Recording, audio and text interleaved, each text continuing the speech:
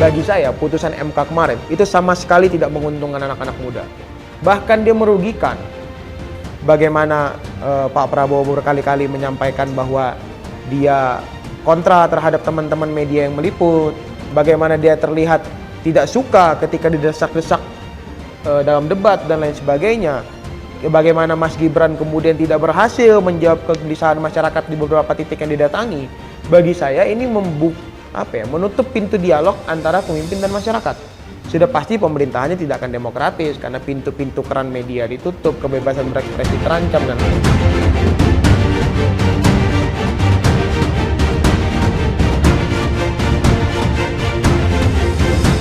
Hai, jumpa lagi dengan saya Parto Bangun di podcast Gerak Gerik di channel Gerak 98. Setiap hari pasti ada yang berbeda. Kesempatan kali ini saya kedatangan seorang mahasiswa yang belakangan sempat viral, Melki Sedek Wang. Ya, Bang. Apa kabar, bro? Baik, Bang. Siap. Melki Sedek Wang ini mahasiswa UI. Jurusan apa, Bang? Hukum. Oh, jurusan hukum. Oke. Semester? Sudah semester akhir, skripsian. Oh. By the way, sempat jadi apa ya? Presiden mahasiswa atau apa? Ketua BEM UI. Oh, BEM ya, Iya. BEM. Artinya di UI itu BEM gitu ya. Iya, Bang. Badan Eksekutif Mahasiswa. Masih atau mantan? Mantan, Bang. Karena Dimakzulkan sepihak. dimaksudkan ada juga istilah dimaksudkan Iya, Bang. dalam dunia organisasi kemahasiswaan. Iya, Bang, betul. Kenapa dimaksudkan, bro? Kemarin keluar surat 18 Desember 2023 katanya ada tuduhan kekerasan seksual gitu. Tuduhan kekerasan seksual yang masuk ke saya gitu. Sampai sekarang prosesnya masih bergulir, udah sebulan lebih di investigasi di Satgas PPKS UI. Sampai sekarang belum ada putusan gitu. PPKS UI itu apa? Satgas, Satuan Tugas Pencegahan dan Penanganan Kekerasan Seksual di UI. Yang bisa memaksudkan itu siapa kalau dalam struktur? Terus ada keluar SK dari BEM ditandatangani sama Wakil Ketua BEM, jadi dinonaktifkan sementara gitu. Oh, jadi tapi secara ADRT atau secara prosedural bisa dilakukan? Nggak bisa. Seharusnya tidak? Nggak bisa. Oh, Gitu, Bang. bisa gitu ya. Iya. Tapi kasusnya sekarang Sedang bergulir, sedang berjalan, tapi sepanjang saya jadi ketua BEM kan emang banyak gerakan teman-teman itu tidak harus pakai embel-embel BEM pun saya masih bisa keluar-keluar, Bang. Untuk bisa bertemu mahasiswa-mahasiswa lain. Saya rasa itu lebih bermanfaat sih di masa-masa sekarang gitu. lebih bermanfaat maksudnya? Iya, lebih bermanfaat untuk kemudian bisa bergerak banyak di luar BEM kan, keliling Indonesia untuk bisa memantik semangat teman-teman gitu. Kalau masih punya jabatan ketua BEM, ya kemudian harus punya beban sering di UI juga. Jadinya gitu. Oke, itu sedikit soal profil Melki ya. Kesempatan kali ini kita mau bahas soal peristiwa menjelang Pesta Demokrasi 2024. Oke, Bang. Sebagai mahasiswa dan tentunya sebagai agen perubahan, bagaimana Melki sebagai mahasiswa melihat fenomena yang terjadi hari ini terkait proses menjelang pemilu yang banyak kontroversial? Coba pandangan Melki. Problem kita hari ini adalah seringkali orang itu kalau ngomongin demokrasi itu terbatas pada pesta demokrasi, Bang. Jadi yang selalu saya kritik adalah ngomongin demokrasi itu nggak sesimpel membubuhkan suara di kotak suara di pemilu. Banyak orang mendefinisikan demokrasi itu sesimpel memilih pemimpin di pemilu 2024, 14 Februari 2024. Bagi saya kalau ngomongin demokrasi itu artinya ngomongin soal infrastruktur demokrasi, ngomongin soal bagaimana kebijakan yang partisipatif, ngomongin soal bagaimana negara ini memberikan ruang bagi hal-hal yang mempermudah akses demokrasi. Misalnya kebebasan berpendapat, kebebasan berekspresi, kebebasan berkumpul, kebijakan yang partisipatif, negara yang tidak berpihak pada paslon. Kemudian bagaimana aparat negara itu menghargai kebebasan seorang individu. Bagi saya itu baru ngomongin demokrasi gitu. Ngomongin soal infrastruktur demokrasi. Jadi kalau apa yang ada dalam pandangan saya soal menjelang 2024, pemilu 2024, bagi saya kondisinya cukup mengkhawatirkan karena banyak orang itu mensimplifikasi untuk sekedar memilih di kotak suara, tapi lupa bahwa hari ini kondisi demokrasinya kacau balau, berantakan. Ada orang yang ditangkap hanya karena menyuarakan pendapatnya. Ada orang yang kemudian dipolisikan hanya karena sedang menyampaikan hasil-hasil riset. Ada banyak sekali teman-teman mahasiswa yang hari ini dipukuli, diintimidasi, direpresi. Bahkan ibu saya sempat didatangi oleh aparat keamanan gitu. Dan banyak sekali teman-teman mahasiswa itu setiap sebelum demonstrasi didatangi bahkan hingga ke kamar-kamar kosan untuk bisa ditekan ataupun diancam untuk tidak mengikuti demonstrasi. Jadi kondisinya berantakan dan orang-orang sering lupakan kondisi tersebut karena jadi distorsi, Bang.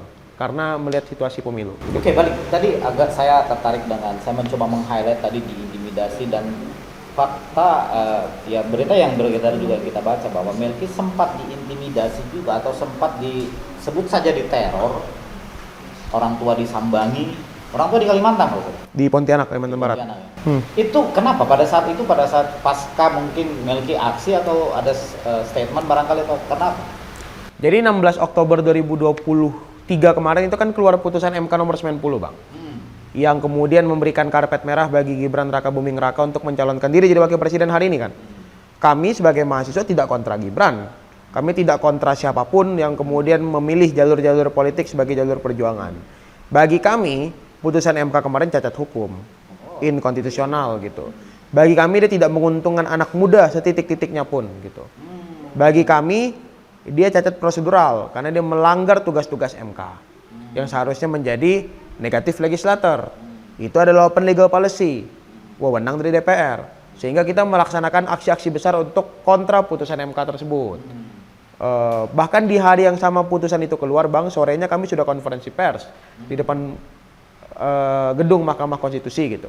Kemudian kami aksi besar tanggal 20 Oktober 2023. Pasca 16 sampai 20 itu, Bang, sepanjang 16 sampai 20 Oktober, itu tekanan yang masuk luar biasa banyak. Tidak hanya saya, banyak sekali ketua BEM, aktivis mahasiswa, teman-teman mahasiswa di banyak kampus pun mengalami yang sama gitu. Ada yang bahkan sampai datang ke kampus. Ada yang nomor teleponnya sampai diretas, WhatsApp-nya tidak bisa diakses gitu.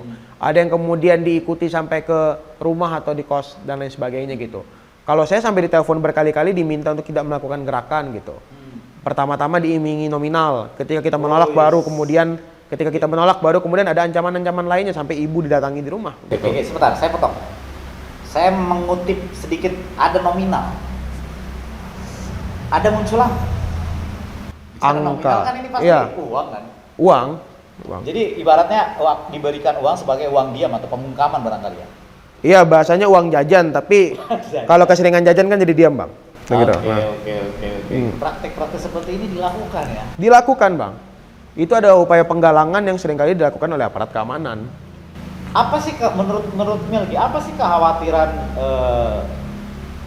sebut saja mungkin yang melakukan ini kan adalah katakanlah ya salah satu kontestan atau katakanlah mungkin yang salah satu kontestan ini juga kemudian adalah mungkin dibackingi rezim atau direstui rezim atau didorong rezim atau didukung rezim yang hari ini berkuasa sehingga melakukan hal seperti itu. Menurut Melki ini apa sih, kepanikan atau apa, coba mungkin bisa jelaskan? Kalau alasannya apa, saya rasa paling pantas bukan nanya saya, Bang, nanya Pak Listio Sigit. Itu paling pantas karena beliau lah yang pasti tahu ada operasi-operasi seperti itu di dalam kepolisian ataupun tanyakan kepada Panglima TNI yang baru gitu misalnya kan. Karena operasi-operasi seperti itu adalah operasi-operasi yang seringkali ditemui rekan-rekan mahasiswa setidaknya 1 sampai 2 tahun terakhir. Ketika kita kemudian bersuara, semakin berisik kita kemudian ditawari sejumlah nominal agar kita tidak lagi melakukan kritik-kritik terhadap pemerintah gitu. Ketika kita tidak menerima nominal tersebut, baru ancaman-ancaman dan represi yang lebih parah hadir gitu. Oke. Saya mau kilas balik dulu sedikit. Kebetulan ya saya dan kawan-kawan adalah aktivis di zaman 98 di mana saat itu kita adalah gerakan yang berusaha menembangkan rezim Orde Baru pada saat itu. Ya mungkin saya tidak membanding-bandingkan zaman, setiap zaman memang beda-beda atmosfer ya. Kita juga beberapa kawan-kawan ya satu hilang dan saya juga salah satu orang yang calon dihilangkan pada saat itu ketika orasi kenaikan BBM di awal Mei tahun 98. Itu kurang lebih sekitar 2 minggu menjelang tumbangnya Soeharto. Artinya memang ketakutan-ketakutan itu, ancaman-ancaman itu juga kita alami dan yang saya nggak habis pikir hari ini terjadi lagi. Ya. Jadi menurut saya aroma Orde Baru ini tercium sangat menyengat lagi kembali hari ini. Bagaimana Melki, mungkin Melki tidak mengalami fase itu, tapi Melki tentunya tidak buta sejarah dong. Ya. Pasti ya, asupan sejarah cukup dong. Bukan seperti Kaisang. Orang nyebut nama, nyebut merek. Oke, seperti Kaisang yang membutakan sejarah kan gitu. Membutakan diri terhadap sejarah.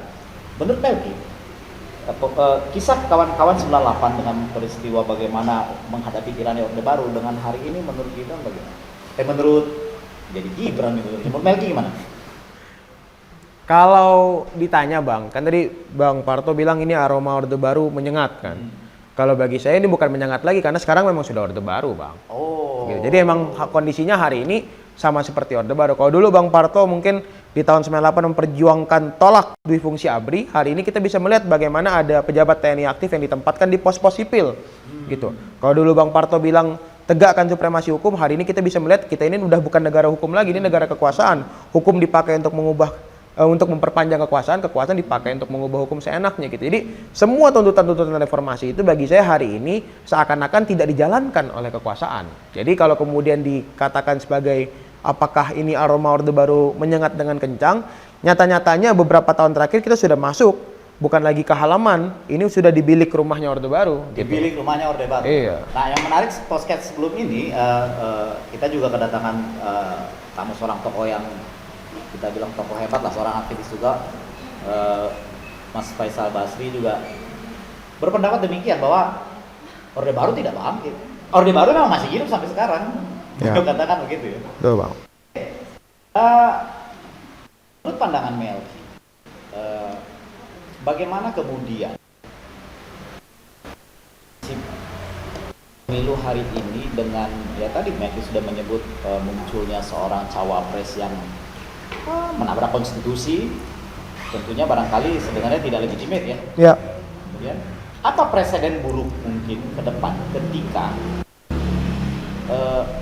misalnya Prabowo Gibran dimenangkan, saya berani mengatakan dimenangkan dengan oleh rezim dengan pemanfaatan instrumen negara segala macam. Apa presiden buruknya kemudian menurut Melki? Bagi saya, orang-orang yang dengan keras mengatakan dasmu etik, artinya dia sudah pasti tidak akan etis menjalankan kekuasaan, Bang. Orang-orang yang tidak akan etis menjalankan kekuasaan, artinya dia tidak paham etika. Di dalam ilmu hukum, kita itu tidak mungkin bisa belajar hukum kalau kita tidak paham etika. Karena etika itu sumber norma, norma melahirkan asas, asas melahirkan hukum. Gitu. Jadi kalau kemudian ada orang yang berani mengatakan dasmu etik, sudah pasti kondisi penegakan hukum di masa kekuasaannya pasti berantakan, Bang. Sementara cuma hukum yang bisa menjadi jaminan dan perlindungan warga negara. Jadi apa yang akan terjadi ketika kemudian orang-orang ini memimpin kekuasaan, sudah pasti hukum akan dipakai untuk kemudian menabrak kiri dan kanan dan kemudian melahirkan hal-hal yang jauh dari konsep konstitusi gitu. Itu yang pertama pasti. Yang kedua, kalau ngomongin soal pemilu itu kan nggak cuma soal pencoblosan, Bang. Ada kampanye, ada masa sosialisasi dan lain sebagainya. Kalau saya sudah melihat ada aroma-aroma anti kritik dan otoritarian itu sejak sebelum proses kampanye. Bagaimana Pak Prabowo berkali-kali menyampaikan bahwa dia kontra terhadap teman-teman media yang meliput dan lain sebagainya. Bagaimana dia terlihat tidak suka ketika didesak-desak dalam debat dan lain sebagainya. Bagaimana Mas Gibran kemudian tidak berhasil menjawab kegelisahan masyarakat di beberapa titik yang didatangi. Bagi saya ini menutup pintu dialog antara pemimpin dan masyarakat. Sudah pasti pemerintahannya tidak akan demokratis karena pintu-pintu keran media ditutup, kebebasan berekspresi terancam dan lain sebagainya. Lagi pula kalau berbicara secara jujur, orang-orang yang hari ini kontra terhadap pelanggaran HAM masa lalu dan orang-orang yang hari ini kontra terhadap politik dinasti, orang-orang yang kontra terhadap pembungkaman, ketika kemudian menyuarakan hal tersebut malah mendapat pembungkaman gitu. Ya, kalau saya sih jujur aja Bang, saya tidak mendukung 1, 2, atau 3. Tapi bagi saya, orang-orang yang kemudian identik dengan masa lalu yang kelam, dengan menculik, dengan kemudian melakukan pelanggaran HAM masa lalu, sudah keluar putusan Dewan Kehormatan Perwira, orang-orang yang lahir dari proses instan di Mahkamah Konstitusi, yang tidak menghargai hukum, menabrak konstitusi, bagi saya tidak akan menyajikan masa depan. Oke. Gitu. Pasti karena menciptakan masalah kan? Iya. Masalah. Artinya gini, teman-teman aktivis kan juga berpendapat bahwa Prabowo, ya paslon nomor 2 ya, Prabowo Gibran. Pasangan ini adalah dua pasangan bermasalah. Satu, Prabowo punya masalah besar di masa lampau. Gibran menciptakan masalah baru hari ini dan kemudian akan menjadi masalah di masa depan. Oke, sepakat? Ya, Bang. Sepakat, Bang. Oke. Nah, kemudian artinya sampai di mana nanti perjuangan kawan-kawan mahasiswa untuk terus menyuarakan penolakan terhadap praktek-praktek penodaan demokrasi ini? Jadi saya, Gibran Ketua BEM UGM, Haikal Ketua BEM Pajajaran, sama Afik Ketua BEM Paramadina, kita bentuk komunitas baru namanya Forum Anomali, Bang. Forum Anomali. Oh, ini bentuk konsolidasi tentunya ya? Bentuk konsolidasi. Jadi Forum Anomali ini akan jadi wadah kita berempat untuk menyebarkan paham-paham demokrasi di banyak titik di Indonesia. Kondisinya kita aktif bergerak selama 2 tahun terakhir, 1 sampai 2 tahun terakhir gitu. Dan kita masih berhubungan baik dengan teman-teman mahasiswa di berbagai titik gitu. Jadi kita akan datang ke banyak tempat untuk kemudian menyebarkan paham demokrasi. Karena bagi kami, bahkan di postingan pertamanya Forum Anomali, siapapun yang menang harusnya rakyat gitu. Oke. Itu yang paling penting. Jadi jangan sampai esensi soal pemilu ini jadi kemudian mengingatkan kita soal gimmick-gimmick kampanye doang. Tapi ada substansi yang harus kita tegakkan, ada demokrasi yang harus kita jaga, ada hak asasi manusia yang harus terus-menerus kita suarakan. Dan itu esensi dari Forum Anomali tadi. Karena kalau bicara kenyamanan, Bang, aktivis mahasiswa ataupun para pemuda-pemuda yang jadi influencer, jadi penggerak dan lain sebagainya, saya bisa sebut di tahun 2023 mereka semua ketika aktif di tahun 2023 itu digalang untuk masuk ke tim ses dan diberikan fasilitas-fasilitas pribadi luar biasa banyak. Diberikan kenyamanan-kenyamanan, ada yang diberikan mobil dinas untuk kemudian mendukung paslon tertentu, ada yang kemudian diberikan sejumlah uang, pekerjaan dan lain sebagainya. Ya kami berempat kemudian memilih jalan-jalan sepi, ya bagi kami artinya kita sudah berani untuk mendobrak kenyamanan. Jadi kalau ditanya komitmennya akan sejauh mana, ya dari sekarang kita sudah sampai pada komitmen tersebut. Apa target Forum Anomali? Target Forum Anomali adalah meyakinkan masyarakat bahwa ini tidak selesai di pemilu. Oh, Siapapun yang menang harus dikawal. Jadi jangan sampai perjuangan kita tuh soal 2024 doang, Bang. iya. Oke. Karena tahun 2014 keluarga saya pilih Pak Jokowi. Tahun 2019 saya first voters. Oh ya, pemilih First pertama voters. ya? Saya pilih Pak Jokowi. Bahkan partai yang saya pilih itu PSI. Oh, kenapa? Ini Karena oke. bagi mewakili anak muda pada saat itu. Pada saat itu PSI adalah gambaran kendaraan yang mungkin mengaspirasi suara anak muda. Dan progresif. Oke. Bagi saya tahun 2019. Tapi kemudian sekarang, bagaimana Melki melihat PSI? Sebuah partai yang progresif tidak akan mendukung pelanggar konstitusi, Bang. Oh, oke. Sebuah partai yang progresif isinya muda pasti berorientasi pada masa depan. Kita nggak mungkin jalan ke masa depan kalau masa lalunya masih kelam. Dan itu yang kemudian hari ini dijalankan oleh partai tersebut. Oke, kebetulan Gitu. kebetulan Melki yang menyinggung PSI. Sedikit saya coba bahas. Bagaimana pandangan Melki terkait seorang Kaisang yang hanya 2 kali 24 jam menjadi anggota, mendapatkan KTK, kemudian menjadi ketua umum. Pandangan Melki gimana sih? Ya, sebenarnya kalau itu mungkin masalah internal partai, Bang. Ya, terserah partainya kemudian mau orang baru 2 hari masuk jadi ketua atau nggak pernah masuk jadi ketua pun silahkan. Cuman bagi saya hari ini banyak orang tidak seprivilege itu, Bang. Jadi kalau kemudian banyak publik menyimbolkan bahwa Mas Kaisang itu simbol anak muda yang kemudian bergerak politik dan progresif karena masuk dan jadi ketum PSI, atau orang menyimbolkan Gibran itu sebagai pilihan anak-anak muda, representasi anak-anak muda, bagi saya itu salah besar, Bang. Karena anak muda itu bukan anak presiden aja. Anak muda tuh anak petani di kampung-kampung, anak buruh, anak orang-orang miskin di pelosok-pelosok desa yang semuanya tidak punya, yang belum tentu semuanya punya akses terhadap pendidikan politik, yang belum tentu semuanya punya akses terhadap kapital, yang belum tentu semuanya punya akses untuk kemudian bisa jadi ketum partai dan lain sebagainya. Dan mereka-mereka ini orang-orang yang setiap halinya melalui proses-proses yang tidak instan.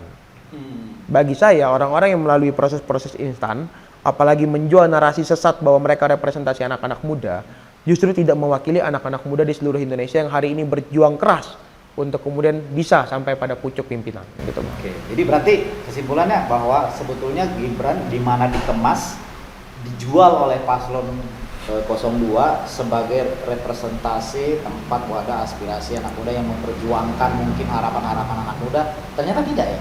Ya enggak, saya 22 tahun, Bang. Saya beda 14 tahun doang sama Mas Gibran gitu. Oke. Dan kalau kemudian kemarin gugatannya PSI itu dikabulkan, saya butuh 13 tahun lagi doang untuk jadi wakil presiden karena 35 kan. Dan kemudian kalau karena 40 atau pernah jadi kepala daerah, nanti saya nyalon dulu jadi gubernur Kalbar gitu misalnya, baru bisa jadi wakil presiden. Gini, Bang, Bagi saya, putusan MK kemarin itu sama sekali tidak menguntungkan anak-anak muda. Bahkan dia merugikan. Karena putusan MK kemarin tidak punya keberpihakan sedikit pun bagi anak-anak muda. Satu, keberpihakan pada anak-anak muda itu bukan soal angka dan usia.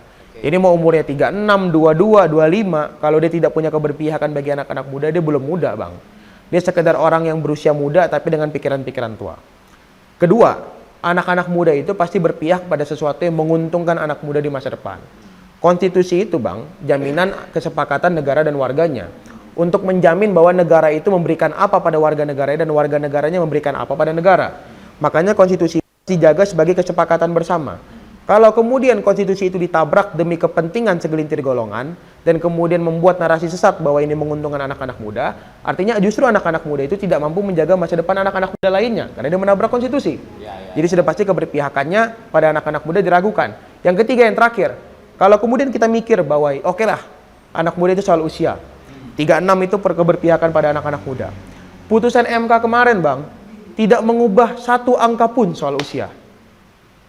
Sebelumnya 40 tahun. 40 tahun atau pernah jadi kepala daerah. Apanya yang diubah soal usia? Malah menambahkan kan, 40 tahun atau pernah menjadi kepala daerah. Jadi kepala daerah itu ongkos politiknya besar, butuh kapital yang luar biasa, butuh privilege, butuh rekomendasi parpol dan lain sebagainya. Tidak semua anak muda bisa sampai ke taraf itu. Jadi kalau dibilang putusan MK itu kemudian menguntungkan anak-anak muda, nggak ada satupun, Bang, yang menguntungkan anak-anak muda di situ. Jangan-jangan hanya menguntungkan anak presiden. Iya. Oke, luar biasa. Kita coba loncat nih cara tadi kan ya, soal demokrasi. Kita ini kebetulan kan baru 2 hari lalu nih dari debat cawapres. Iya, Bang. Saya mau coba bertanya pada seorang Melki, mahasiswa, cara pandang terkait ini. Saya agak tergelitik dengan perangai. Iya, Bang. Bagaimana menurut Melki perangai seorang Gibran di saat debat cawapres yang kemudian menunjukkan sikap atau sifat gestur yang mungkin menurut saya ya kurang menghormati orang tua senior ya, walaupun itu rival dalam kontestasi cawapres tapi capres, tapi kemudian banyak sentimen negatif beredar di dunia maya, bahkan banyak video-video lucu-lucu sebagai parodi untuk kemudian mengolok-olok karakter Gibran yang sedemikian tidak menghormati, bukan saja tidak menghormati seorang orang tua Caimin dan Mahfud, tapi tidak menghormati forum tersebut. Itu kan forum besar KPU. Menurut Mike gimana? Bagi saya sebenarnya kalau ngomongin debat cawapres kemarin, Mas Gibran itu sangat turun kualitas dibanding debat cawapres yang pertama, Bang. Oke. Debat cawapres yang pertama, Mas Gibran itu berhasil membuat kita berpikir bahwa ini orang rupanya latihan nih. Gitu. Karena sangat siap. Karena dia terlihat paham banyak hal dengan terminologi yang awam gitu. Dia terlihat sangat siap menyerang lawan dengan senjata-senjata dan lain sebagainya. Jadi debat cawapres pertama menurut saya menghadirkan stigma bahwa ini Gibran latihan. Dan tidak ada yang salah dengan latihan kan, Bang? Iya dong. Gitu, nggak salah dengan latihan. Iya. Debat cawapres yang kedua kemarin dia turun kelas. Dia tidak sesiap debatnya yang pertama. Bahkan bagi saya dia sedikit kelupaan akan persiapan-persiapan yang penting. Pertama, dia kan selalu mengeluarkan senjata pamungkas berupa singkatan-singkatan yang aneh. Padahal dalam tatip KPU itu sudah tidak boleh. Terminologi yang awam dan lain sebagainya. Dia sudah menyampaikan senjata pamungkasnya itu di debat cawapres pertama. Harusnya dia paham dong, Pak Mahfud dan Caimin sudah mempersiapkan balasannya. Kenapa dipakai lagi senjata itu? Artinya dia kurang muda, karena anak muda itu harusnya gesit, Bang. Jadi anak muda itu harusnya bisa menyiapkan solusi-solusi yang tactical. Jadi dia kurang taktik menurut saya gitu, kurang taktis. Yang kedua, kalau orang banyak berpikir, banyak menyinggung soal adab, etika, sopan santun dan lain sebagainya. Sejujurnya memang anak muda se-Indonesia ini, Bang, kalau dia lagi menyampaikan kritik, pasti dibilang, lu kurang sopan lu. Lu kemudian nggak etis, nggak ada adabnya. Bahkan saya pernah mengkritik Pak Jokowi. Buzzer-buzzer itu semua sama, Bang. Memenuhi kolom komentar dengan nggak ada sopan-sopannya, presiden itu simbol negara apa macam gitu. Nah, jadi saya tidak mau masuk ke ranah sopan santun, Bang. Tapi kemudian kalau kita ngelihat Gibran mencari ke kiri dan ke kanan, gesturnya gitu kan. Nah, ya itu yang gitu tuh. Yang kalau dalam stand up comedy itu act out namanya. Iya, gimmick-gimmick yang tidak penting gitu. Bagi saya itu malah saya kasihan sama Pak Bahlil dan ke orang-orang yang kemudian jadi apa ya? Jadi pelatih debatnya gitu. Karena kan selama ini citranya Mas Gibran tuh ditampilkan anak muda yang santun. Kelar debat salim cium tangan.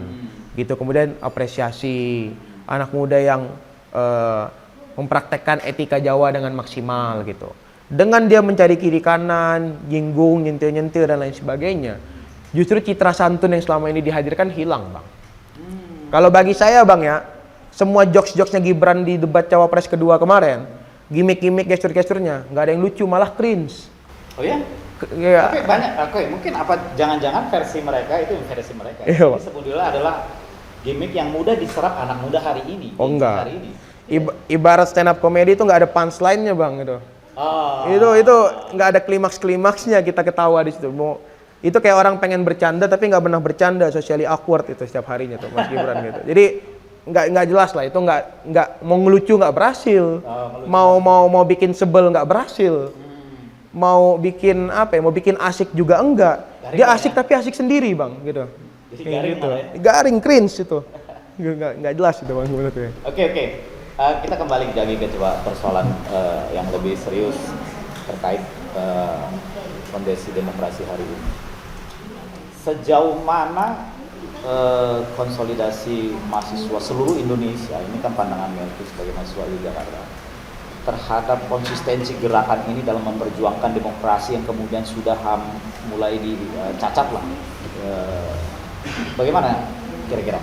Kesusahan hari ini tuh memang teman-teman mahasiswa itu kalau nggak kegalang ke aparat keamanan ya tergalang ke teman-teman tim sukses, Bang.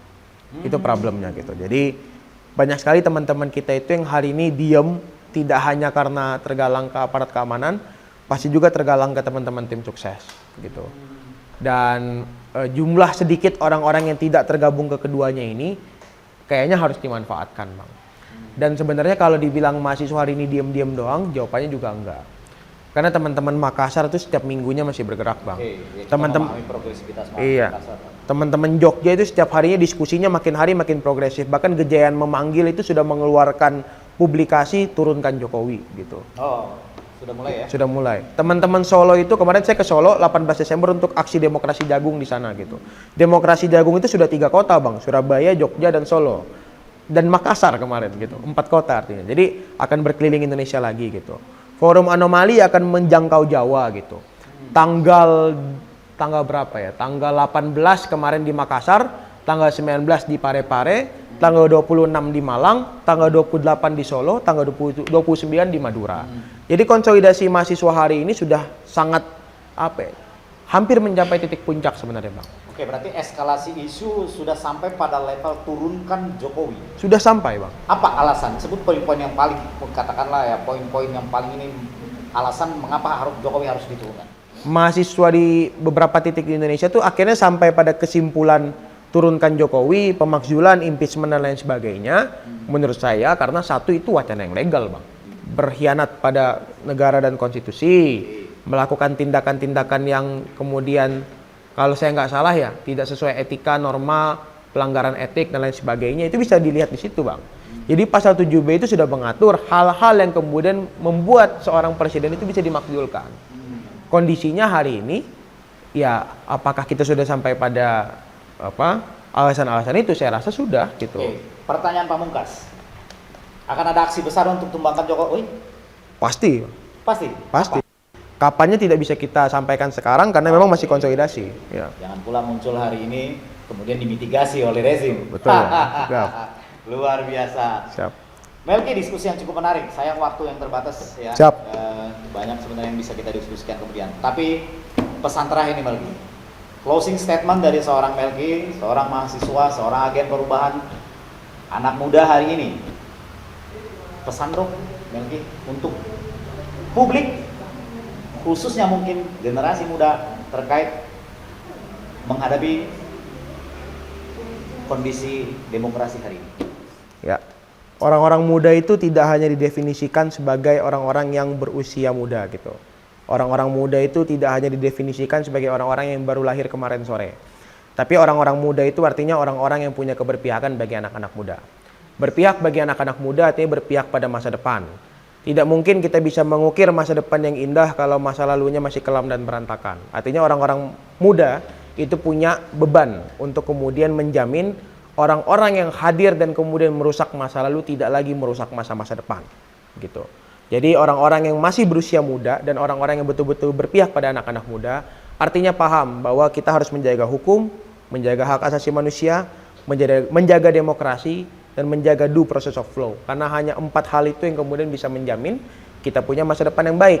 Dan kalau hari ini pelanggaran terhadap 4 hal itu, kalau hari ini kemudian kita disajikan banyak sekali hal-hal yang tidak baik terhadap 4 hal tadi, saya rasa itu harus bersama dilawan.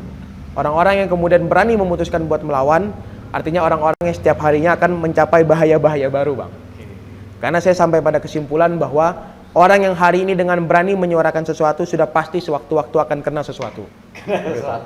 Saya sudah sampai pada kesimpulan itu. Dan percayalah teman-teman, orang-orang yang menekuni jalan-jalan yang benar itu akan melalui jalan-jalan yang sepi gitu. Tapi melalui jalan-jalan yang sepi itu jangan dipandang sebagai hal yang negatif. Justru itu hal yang paling baik untuk kita merenung, berpikir, refleksi apakah jalan ini benar.